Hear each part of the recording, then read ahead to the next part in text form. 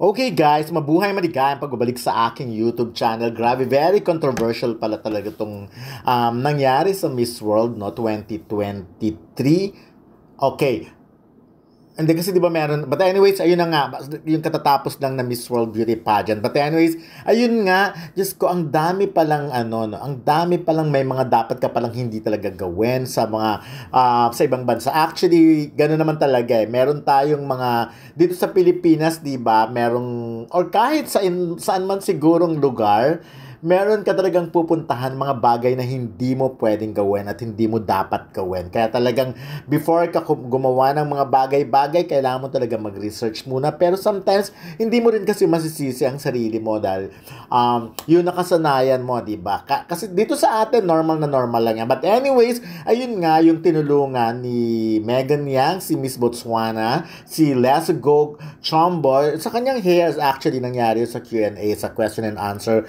But unfortunately, iba ang naging interpretation talaga nun. Dahil may ibig sabihin pala talaga yun sa Botswana. So, kung mababasa nyo lang yung mga reaction talaga ng mga tao, ng mga taga Botswana tungkol sa ginawang yun ni Megan Yang, nakakaloka. Hindi mo i-expect na, oh my God, ano pala yun, ano, yung napakalaki mortal sin pala yung gano'n, napakalaking kasalanan pala talaga yung gano'n. Of course, hindi naman alam ni Megan yung gano'n. Kaya lang, nangyari nang nangyari. So, ang ginawa na lang ni Megan ngayon ay mag-apologize. So, tignan na lang natin. Anyway, etong sinabi ni Megan. At tinamin naman niya ang kanyang pagkakamali tungkol doon. Sabi na lang niya, last night during the final, I fixed Lesgo Shombo's Miss Botswana hair on stage. I wanted to offer a helping hand, but I failed to oversee the bigger picture. This could have caused distress during that moment, and I have been made aware that culturally, this is unacceptable. We have spoken privately last night at the hotel, and I have apologized to Lesgo in private. To those who witnessed the incident, I also want to apologize for any discomfort or confusion my actions may have caused. It was a thoughtless and disrespectful act, and I take full responsibility for it. I assure you that it was not my intention to invade personal space or make anyone feel uncomfortable. I deeply regret my actions, and I will strive to be more mindful and respectful in the future. So, yun, sinabi naman niya, it's not her intention to invade personal space or make anyone feel uncomfortable, at pinagsisisihan niya yung ginawa niyang yun. Kasi hindi naman talaga niya alam eh. Kasi dito sa atin, di ba, parang meron tayong tinatawag na ano tawag doon,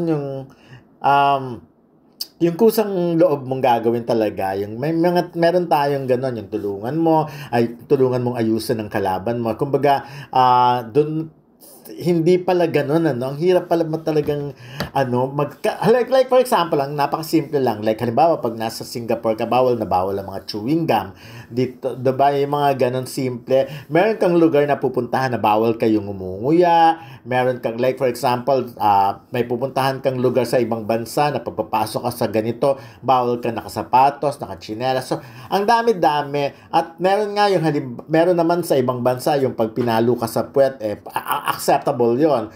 Ito pala sa kanila, sa Botswana, yung pala, medyo bawal pala yan. But anyways, ayun na, inako na ni Megan Yang ang pagkakamali, kung malaking kasalanan man yon. At syempre, makikita yon sa kanyang Facebook page, at talaga tingnan natin kung paano nag-react ang mga netizens sa kanyang pag-apologize.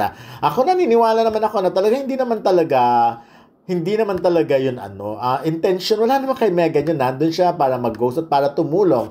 So anyways, eto nga sinasabi ng iba, a queen embodies respect and accountability with grace. Megan Yang, your pure intentions are not only known but also inspire us all.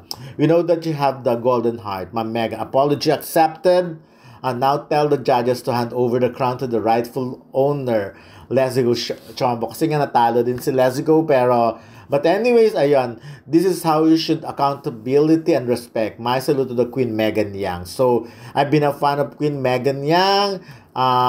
Thank you very much, ma'am, for apologizing. You have my respect and gained a follower Apology accepted. So, ayan na. Sabi niya, we're forgiving, nation loving, very respectful. Your apology accepted. Yung iba galing yun sa ano na. Thank you for apologizing to Lesgo and Botswana at large.